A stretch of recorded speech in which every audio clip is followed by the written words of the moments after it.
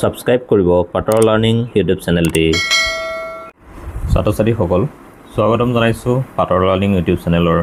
অন্য এটা ভিডিঅলৈ আজি আমি আলোচনা কৰিম অষ্টম শ্ৰেণী গণিতৰ 5 নম্বৰ অধ্যায়টি তথ্যৰ ব্যৱহাৰ বা ইংলিছত ডাটা হেণ্ডলিং বুলি কয়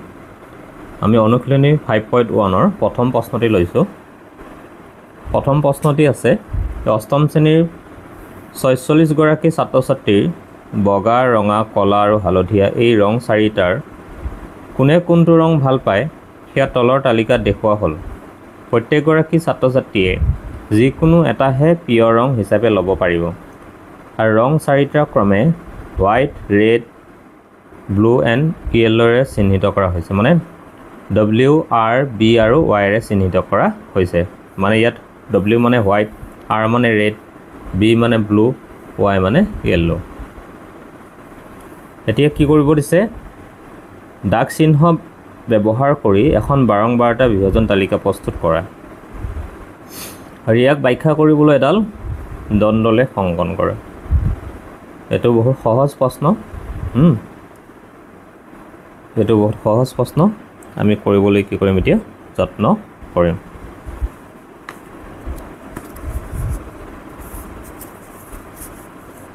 যেটো আমাৰ ডাটাখিনি এইখিনি মই আগৰ পৰাই লিখি লৈছো বাৰু ডাটাখিনি আৰু এখন বাৰংবাৰতা বিভাজন তালিকা এতিয়া বিভাজন তালিকাত প্ৰথমতে কি আছে ৰঙৰ নাম প্ৰথম ঘৰটোত কি হ'ব ৰঙৰ নাম হ'ব দুই নম্বৰ ঘৰটোত কি দিব লাগিব আমি দাগ চিহ্ন কাৰণ দাগ চিহ্ন ব্যৱহাৰ কৰিব লাগিব তাৰ পিছত লিখিব লাগিব কি বাৰংবাৰতা এতিয়া আমি চাও যে ইয়াতে W আছে নহয় যদি মই W টো এনেকৈ কাট কৰি দিও তেতিয়া হলে আমি দাগ চিহ্নটো কত বহাব লাগিব বগাৰ ঘৰত তাৰমানে ইয়াত বগা মানে কি W লিখা আছে ৰঙা মানে কি ৰেড লিখা আছে কলা হলে ব্ল্যাক আৰু হালধীয়াটো কি Y ইয়েলো ঠিক আছে এতিয়া আমি আৰম্ভ কৰো এতিয়া আমি কি কৰিম W টো কাটিছো W মানে হোৱাইট মানে কি বগা গতিকে ইয়াতে W ঘৰত এটা কি দিম দাগ চিহ্ন দিম তাৰপিছত আকৌ কি কৰিম আকৌ Y কাটিম তে Y মানে ইয়াত কোনটো Y আছে Y মানে ইয়েলো মানে Y গতিকে Y এটা কাটিছো গতিকে Y ঘৰত কি কৰিম এডাল দাগ চিহ্ন দিম তাৰপিছত আকৌ Y কাটিছো নহয়নে আকৌ Y কাটাৰ ফলত কি হ'ল এই Y ঘৰত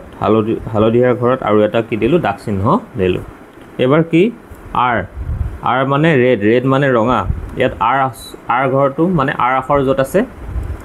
তাত কি কৰিব লাগিব এডাল দাগ চিহ্ন দিব লাগিব এইটো লাইনটো শেষ এবাৰ আহি গল চোৱা আকৌ R আছে R মানে কি ৰঙা R ঘৰ ৰেড হৈছে গতিকে আৰু এডাল কি দিলো মই দাগ চিহ্ন দিলো B মানে কি হ'ব ব্ল্যাক টু কলা এই কলাৰ ঘৰত মই কি দিলো এডাল দাগ চিহ্ন দিলো আকৌ B মানে ব্ল্যাক আকৌ মই কলাৰ ঘৰত কি দিলো এডাল দাগ চিহ্ন দিলো এটো Y এটা Y কত আছে W R B Y এটো হয়নে Y ঘৰত কি দিলো এডাল মই দাগ চিহ্ন দিলো এটো লাইনো শেষ দুটা লাইন শেষ এবাৰ কি হৈ গল R ইয়াত R কোনটো আছে এটো R হয়নে গতিকে R ৰ ঘৰত মই কি দিম এডাল দাগ চিহ্ন দিম এবাৰ মই কি কাটিছো B কাটিছো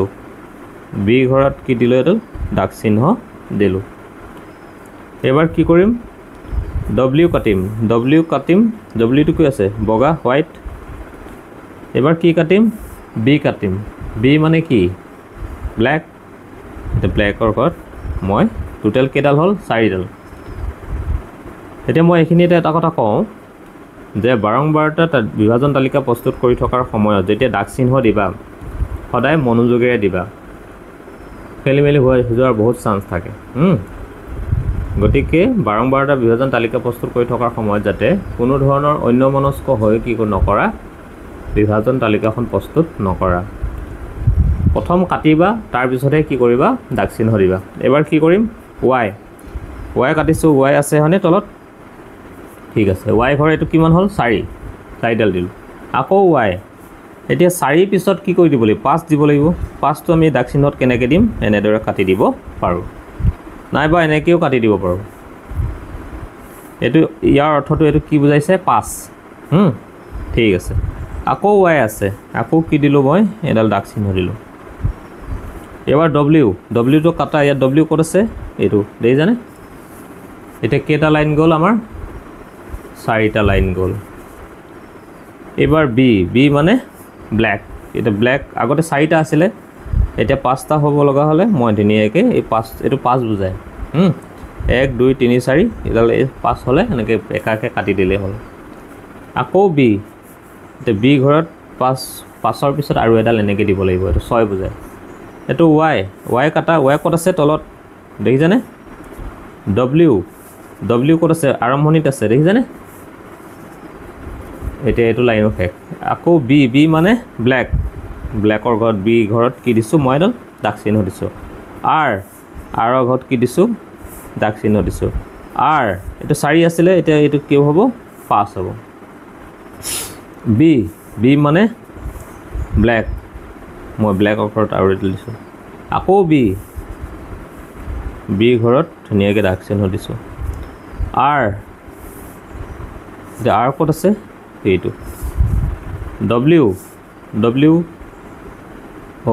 ইয়াতে w এ 4 আছে নহয় w এটা কি হ'ল 5 হ'ল ঠিক আছে y কাটা ধুনীয়াকৈ দিয়া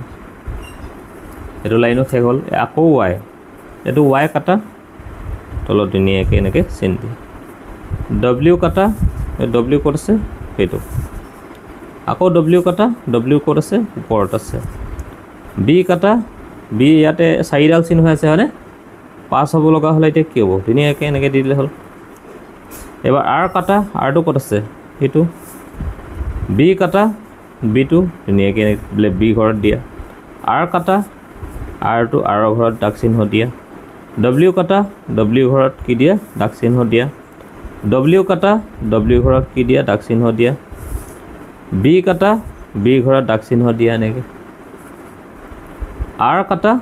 r ঘৰত কি দিয়া দাগ চিহ্ন দিয়া w কাটা w ঘৰত দাগ চিহ্ন দিব লগা হলে 1 2 3 4 হৈ আছে এতিয়া 5 নম্বৰডাল দিব লগা হলে এনেকৈ দিব লাগিব আকৌ w কাটা এনেকৈ দিলোঁ r কাটা r 1 2 3 4 ধুনীয়াকৈ কি হ'ল 5ডাল হ'ল b কাটা b ঘৰত তেনেকুৱা r কাটা r ঘৰত ক'ত এইটো y কাটা y এ 4 আছে নহয় y ঘৰত এইটো কি হ'ল 5 হ'ল আকৌ b কাটা b কাটাৰ পিছত কি হ'ল 1 2 3 এইটো হ'ল কিমান হ'ব 4 এতিয়া আমাৰ দাগ চিহ্নৰ কাম ইতিমধ্যে কি হৈছে সমাপ্ত হৈছে এতিয়া কিহৰ কাম হ'ব আমাৰ বাৰংবাৰটাৰ কাম এতিয়া চোৱা তোমালোকে ইয়াতে এই এনেকৈ দিয়া থাকিলে এইটো 5 বুজায় আৰু এইটো এটা 5 পাছে 10 একে কিমান হ'ব 11 অৰ্থাৎ বগা ৰং ভাল পোৱা বা হোৱাইট কালাৰ ভাল পোৱা ছাত্ৰ ছাত্ৰীৰ সংখ্যা কিমানজন আছে 11 জন এবাৰ ৰেড মানে ৰঙা ৰং ভাল পোৱা ছাত্ৰ ছাত্ৰীৰ সংখ্যা কিমান হ'ব 11 এইটো 5 পাছে 10 এইটো কিমান 1 কিমান হ'ব 11 এতিয়া চোৱা কলা ৰং বা ব্ল্যাক কালাৰ ভাল পোৱা এইটো 5 পাছে 10 11 12 13 14 14 আৰু ইয়েলো কালাৰ হালধীয়া কালাৰ 5 পাছে 10 এতিয়া বাৰংবাৰটা মুঠ বাৰংবাৰটাটো ল'ব লাগিব মুঠ বাৰংবাৰটা n এইকেইটা যোগ কৰাচোন একে একে কিমান 2 2 এ 4 এ 6 0 6 তাৰমানে আমাৰ মুঠ কালাৰ কিমানটা আছিলে সেইটো লাগিব টোটেল একে একে 2 2 একে 3 3 একে 4 টোটেল আমাৰ 46 নাছিল নে বাৰু আমাৰ টোটেল কিমান আছিল 46 আমাৰ ওলাইছে নে নাই বাৰু মানে কিমানজন ছাত্ৰ ছাত্ৰী আছে ইয়াত 46 জন ছাত্ৰ ছাত্ৰী আছে হয়নে তাৰমানে বগা ভাল পায় কিমানজনে 11 জনে ৰঙা ভাল পায় কিমানজনে 11 জনে কলা ভাল পায় কিমানজনে 14 জনে আৰু হালধীয়া ভাল পায় কিমানজনে 10 জনে এতিয়া মুঠ ছাত্ৰ ছাত্ৰীৰ সংখ্যা কিমান হ'ল এতিয়া 46 জন ইমান 46 জন এইখনে হৈছে আমাৰ কি 12টা বিভাজন তালিকা এইখনে হ'ব আমাৰ কি 12টা বিভাজন তালিকা তোমালোকে দাগ চিহ্ন দিব পাৰিবানে এতিয়া বুজি পাইছানে নিশ্চয় এবাৰ আমাৰ আহি গ'ল কি যে ইয়াক ব্যাখ্যা কৰিবলৈ ইয়াক ব্যাখ্যা কৰিব এডাল দণ্ডলেখ অংকন কৰা কি অংকন কৰিব দিছে দণ্ডলেখ ঠিক আছে আমাৰ এইখিনি তথ্যৰ সহায়ত এই ডাটাখিনিৰ সহায়ত কি কৰিব দিছে 12টা এডাল দণ্ডলেখ থাকিব দিছে ন ঠিক আছে দণ্ডলেখ আমি পাৰিলে ইয়াতে চেষ্টা কৰোঁ দণ্ডলেখটো আঁকিব পাৰিনে নোৱাৰিম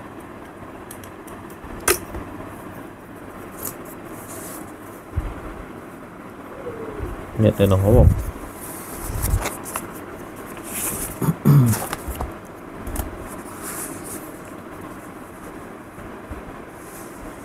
এতিয়া আমি কি কৰিম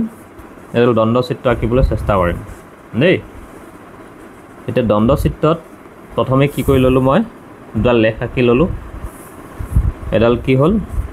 এক্স পথালিকে থকাডালক কি বুলি কোৱা হয় এক্স আৰু থিয়কৈ বা উলম্বভাৱে থকাডালক কি বুলি কোৱা হয় ৱাই লেখ দুডাল লেখ ল'লোঁ এতিয়া দণ্ডচিত্ৰত এটা নিয়ম আছে যে দণ্ডচিত্ৰত প্ৰথম ঘৰটো খালী ৰাখিব লাগে তাৰপিছত আকৌ কি কৰিব লাগে এডাল দণ্ড দিব লাগে তাৰপিছত আকৌ পাছত খালী ৰাখিব লাগে এনেকৈ এটা ঘৰ এৰি এৰি কি কৰিব লাগিব খালী কৰিব লাগিব এতিয়া আমাৰ ডাটা বা তথ্যখিনিৰ সহায়ত এই তথ্যখিনিৰ সহায়ত কি কৰিব লাগিব দণ্ডচিত্ৰ এডাল কি কৰিব লাগিব আঁকিব লাগিব ইয়াতে আমাৰ ঘৰৰ সংখ্যাবিলাক সদায় ৱাই অক্ষত বহিব সংখ্যাবিলাক এই ৱাই অক্ষত বহিব আৰু যিবিলাক আছে আমাৰ ৰঙৰ নাম কেইটা ধৰণৰ ৰং আছিলে 4টা গতিকে আমি এই তলৰ এক্স অক্ষৰডালক কি কৰিব লাগিব 4টা পাৰ্টত ভাগ কৰিব লাগিব এক্স অক্ষৰডালক কি কৰিব লাগিব 4টা পাৰ্টত ভাগ কৰিব লাগিব ঠিক আছে 4টা পাৰ্টত ভাগ কেনেকৈ ভাগ কৰিম চোৱা প্ৰথম ঘৰটো সদায় কি ৰাখিব লাগিব খালী ৰাখিব লাগিব প্ৰথম ঘৰটো কি ৰাখিম খালী ৰাখিম ঠিক আছে প্ৰথম ঘৰটো খালী ৰাখি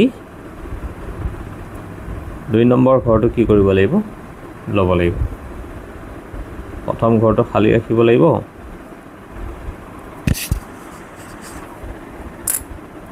এনেদৰে ধুনীয়াকৈ প্ৰথম ঘৰটো খালী ৰাখিব লাগিব তাৰপিছত এইখিনিৰ পৰা আৰম্ভ হ'ব আৰু এইটো হ'ল প্ৰথম আছিলে কি প্ৰথম ৰংটো আছিলে আমাৰ কি বগা এইটো কি হ'ব বগা ৰং মানে হোৱাইট তাৰপিছত আকৌ কি কৰিব লাগিব এটা ঘৰ কেপ মানে খালী ৰখাব লাগিব এইটো ঘৰ আকৌ কি কৰিব লাগিব খালী ৰাখিব লাগিব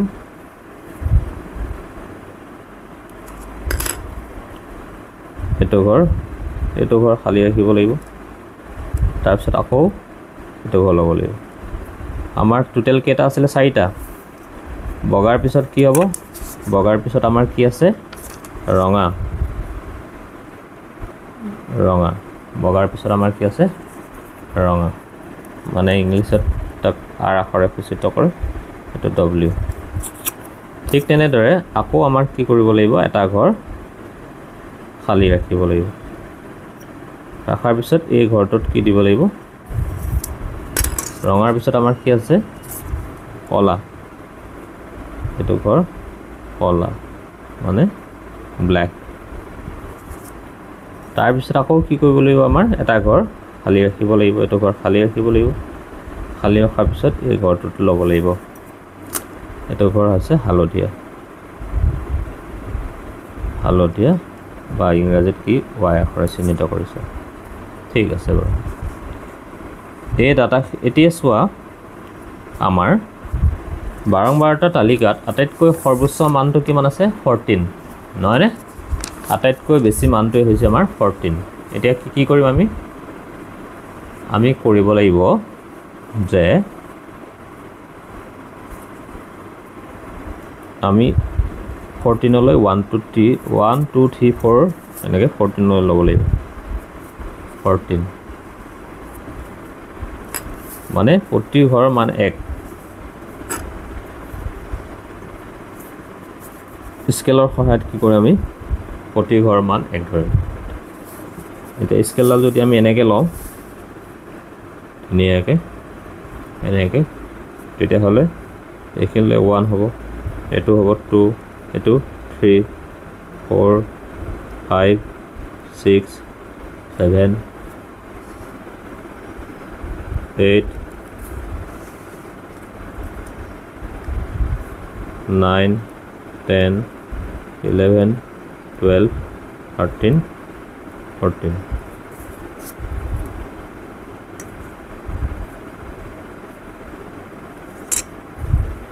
এটা দিব লাগিব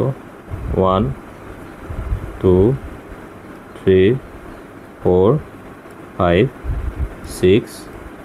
7 8 9 10 11 12 13 14 এতিয়া ইফালে লিখিব লাগিব ছাত্ৰ ছাত্ৰীৰ সংখ্যাবিলাক সদায় y অক্ষত হ'ব এইফালে আমি কি লিখিম ছাত্ৰ ছাত্ৰীৰ সংখ্যা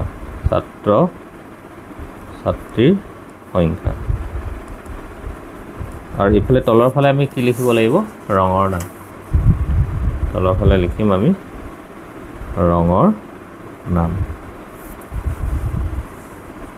এতিয়া তোমালোকে চাবা প্ৰথম ঘৰটো যেহেতু খালী ৰাখিব লাগিব এতিয়া আমাৰ স্কেল কম্পাছৰ প্ৰয়োজন হ'ব প্ৰথম ঘৰটোত কি আছে প্ৰথম ঘৰটো কি আছে বগা এই বগা ৰংটোত কিমানজন ছাত্ৰ ছাত্ৰীয়ে ভাল পায় বগা ৰংটো 11 জন নহয়নে বাৰু বগা ৰংটো কিমানজন ছাত্ৰ ছাত্ৰীয়ে ভাল পায় 11 জন ৰঙা ৰংটো 11 জন গতিকে আমি কি কৰিম আমি প্ৰথম চিনডাল 11 নম্বৰলৈ দিলোঁ প্ৰথম চিনডাল কি কৰিম কোনখিনিৰ পৰা দিম চোৱাচোন এই পইণ্টটোৰ পৰাহে দিম এই পইণ্টটোৰ পৰা নিদিওঁ এই পইণ্টটোৰ পৰা আমি 11 লৈকে কি দিম টানি ল'ম ধুনীয়াকৈ 11 লৈ চিনডাল আমি টানি ল'ম ধুনীয়াকৈ ঠিক আছে টানি ল'লোঁ আৰু ইডাল চিনো আমি কি কৰিম সেই 11 লৈকে টানি দিম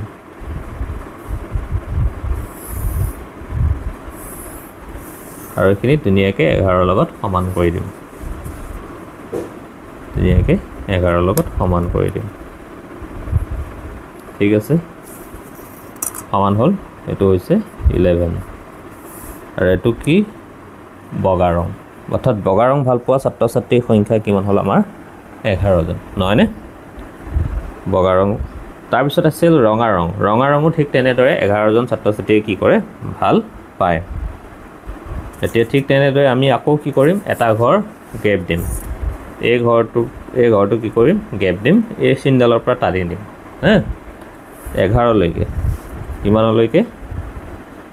11 নম্বৰ চিনলৈকে সংখ্যাটোলৈ এনেদৰে কি কৰিম এইটো সমান হ'ব লাগিব দেই 11 লগত সমান হ'ব লাগিব আমাৰ কি হ'ব লাগিব 11 লগত সমান দুইডাল এনেকৈ ওপৰলৈ আগবঢ়াই দিওঁ আৰু এইটো কি কৰি দিছোঁ মই মিলাই দিছোঁ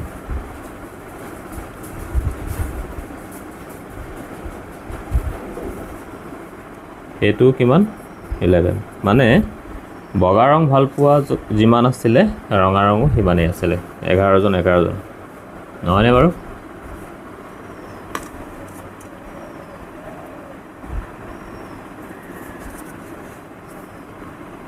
এইবাৰ হৈ গ'ল কি আমাৰ কলা ৰং কিমানজনে ভাল পায় 14 জন এতিয়া আমি কি কৰিম স্কেলৰ সহায়ত প্ৰথম ঘৰটো আকৌ এটা ঘৰ বাদ দি এই ঘৰটো বাদ দি ইয়াত যেনেকৈ এইটো ঘৰ খালী ৰ'ল নে নাই চোৱাচোন বাৰু এইটো ঘৰ খালী ৰ'ল হয়নে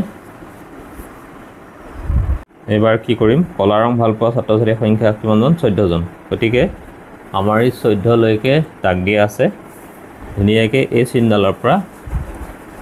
এইখিনিৰ পৰা এডাল আৰু এইখিনিৰ পৰা এডাল কি কৰিম ধুনীয়াকৈ ওপৰলৈ টানি দিম 14 সেন্টিমিটাৰ ওপৰলৈ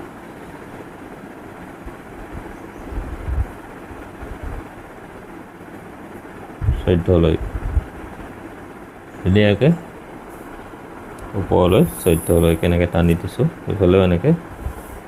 14 লৈকে কি কৰি দিছোঁ টানি দিছোঁ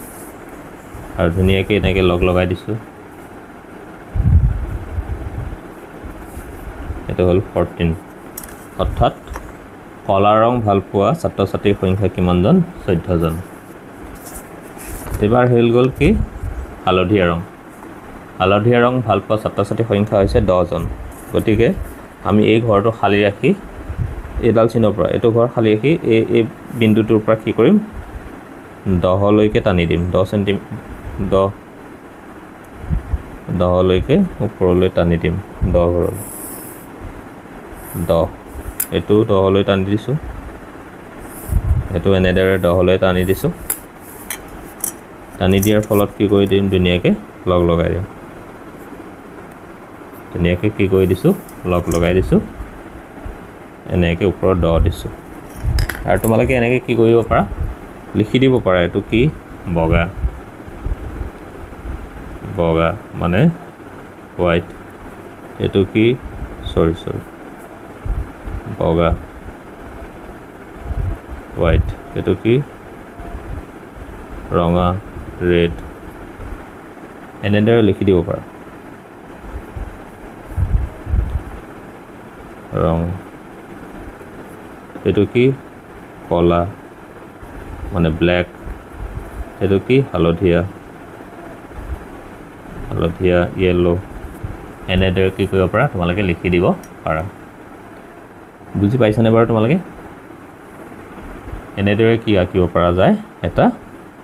দণ্ড চিত্ৰ আঁকিব পৰা যায় নিশ্চয় বুজি পাইছা তোমালোকে এতিয়া আমাৰ কি কৰিলো এককটো কি ধৰিলো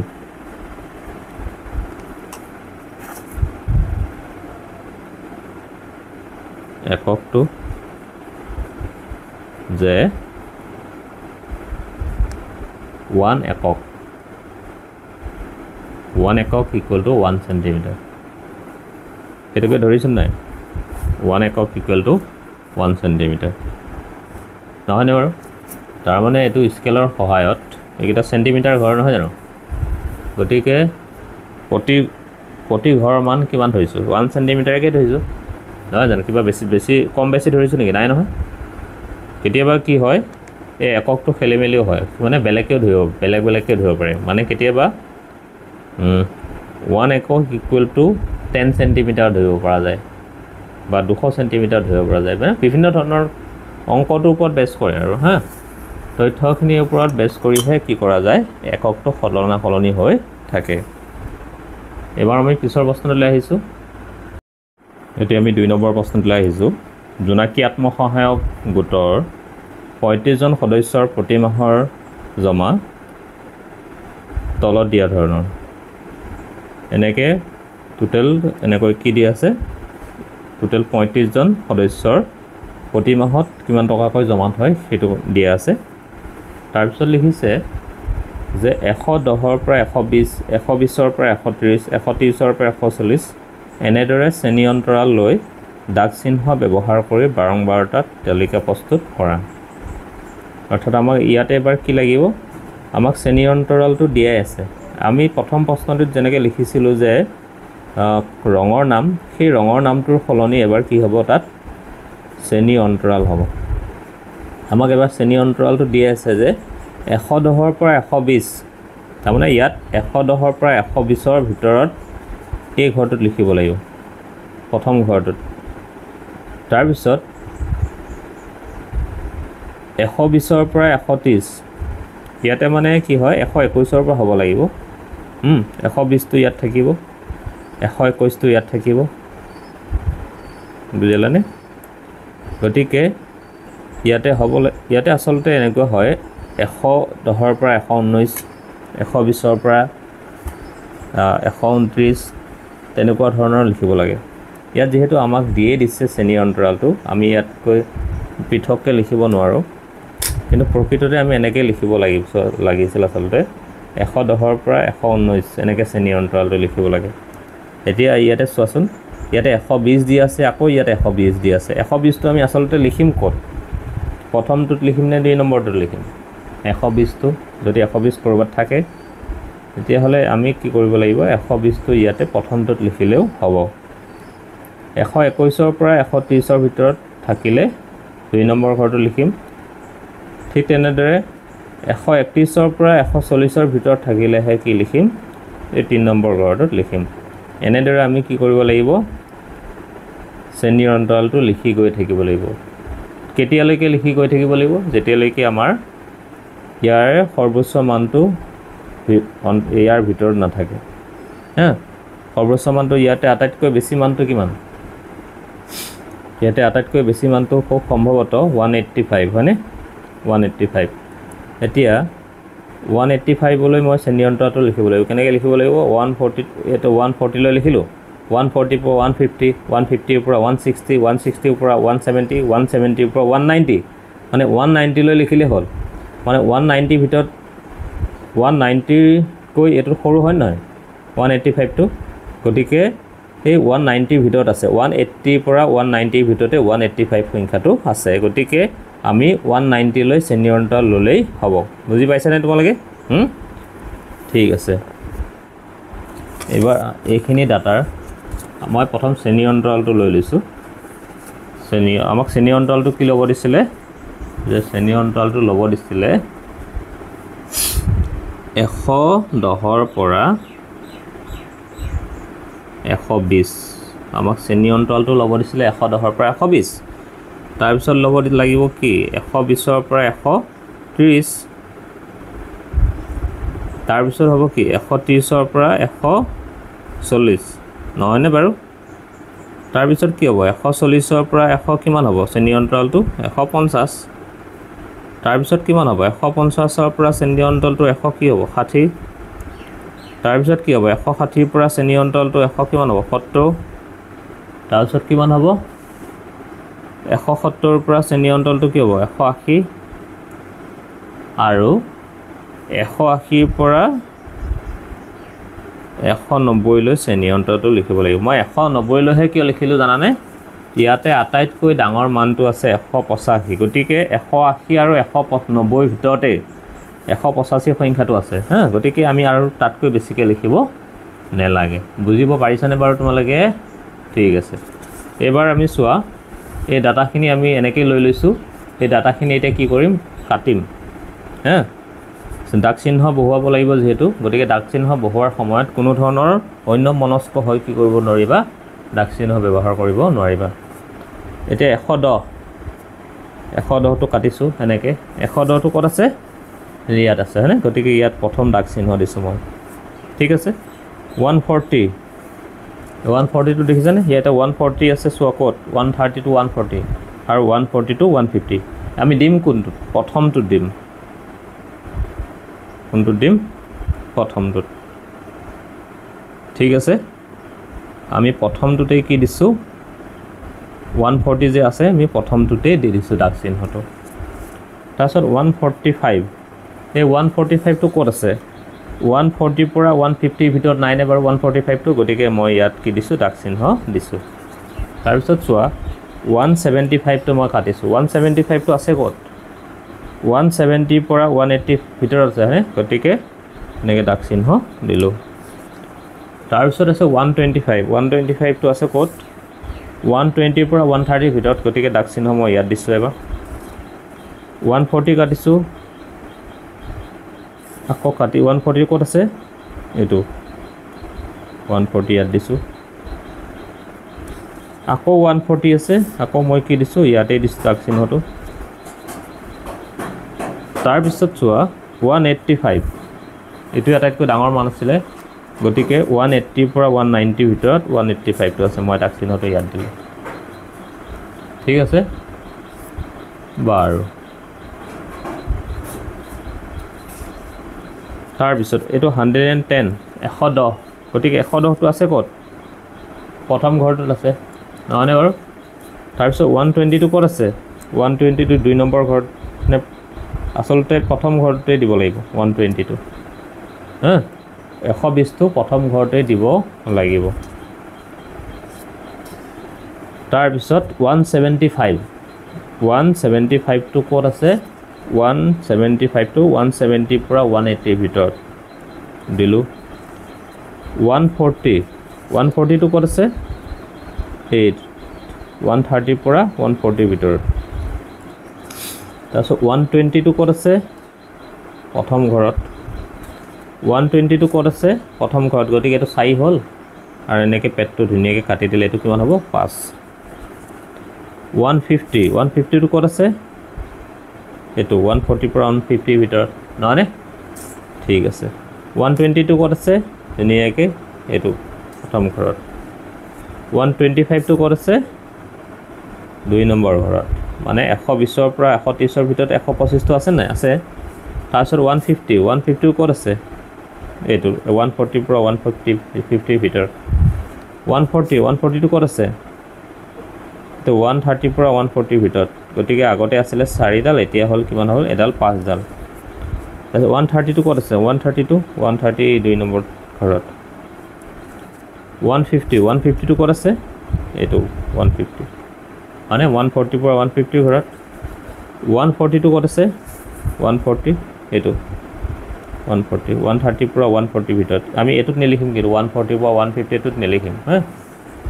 ঠিক আছে 135 টো ক'ত আছে এটো 130 পৰা 140 ভিতৰত 135 টো আছে নাই আছে নেকে দিলো 110 প্ৰথম ঘৰটোত আছে 170 টো ক'ত আছে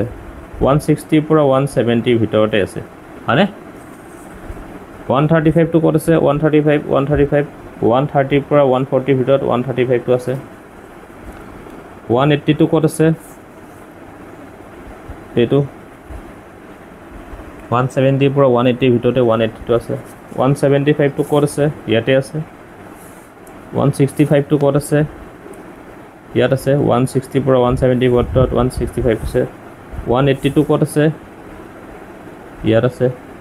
আগতে 4টা হ'ল এতিয়া হ'ল 1 5 175 টো ক'ত আছে ইয়াতে আছে 145 টো ক'ত আছে ইয়াত আছে আগতে 4টা হ'ল এতিয়া 5টা তাৰপিছত 110 110 টো ক'ত আছে ইয়াত আছে 145 টো ক'ত আছে ইয়াত আছে আকৌ 145 টো ক'ত আছে ইয়াতে আছে এতিয়া 12টা লিখিম 12টা ইয়াতে 5 আৰু 3 5 3 কিমান হ'ব 8 এইটো কিমান আছে 12টা হ'ব কিমান 3 এইটো 12টা কিমান হ'ব 8 এইটো 12টা হ'ব কিমান 7 মানে 5 5 2 7 এইটো 12টা কিমান হ'ব 0 এইটো 12টা হ'ব কিমান 2 এইটো 12টা হ'ব কিমান 6 এইটো 12টা কিমান হ'ব 1 এতিয়া টোটাল আমাৰ কিমান আছিল সদস্য 35 যদি এটো যোগ কৰি পেলাই আমি 35 নাপাওঁ তেতিয়া হলে আমাৰ অংকটোৱে ভুল হ'ব 12টাটো 8 3 কিমান 11 এটো 8 হয়নে 8 3 কিমান 11 11 8 কিমান 19 19 7 কিমান 26 হয়নে 26 2 28 হ 26 2 28 8 3 11 11 11 8 19 19 7 26 26 2 28 28 29 30 30 5 35 গতিকে আমাৰ ধুনীয়াকৈ মিলি গৈছে মুঠ সদস্যৰ সংখ্যা আত্মসহায়ক গোটটোৰ মুঠ সদস্যৰ সংখ্যা কিমানজন আছিল 35 জন আৰু ইয়াত 35 জনে ওলাইছে ভালকৈ হিচাপ কৰি চোৱাচোন তোমালোকে 8 3 11 11 8 কিমান হ'ব 19 19 7 26 হয়নে 26 2 28 28 আৰু 7 হ'ব 35 নহয়নে বাৰু এইখিনি আমি কি কৰিলোঁ 12টা বিভাজন তালিকা প্ৰস্তুত কৰিলোঁ এটো আমাৰ আজি 2 নম্বৰ প্ৰশ্নটো কি হ'ল সমাধা হ'ল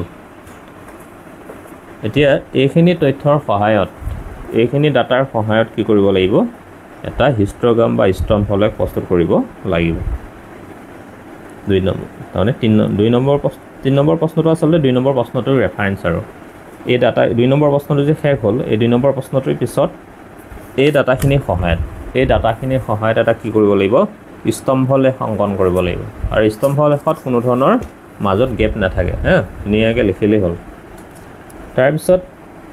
বাকী প্ৰশ্নখিনি আমি পিছৰ পৰ্যায়ত আলোচনা কৰিম হা। তোমালোকে যদি মোৰ ভিডিঅ'টো চাই ভাল পাইছা লাইক কমেণ্ট শ্বেয়াৰ কৰিবলৈ নাপাহৰিবা। আজিলৈ সামৰিছোঁ, ধন্যবাদ।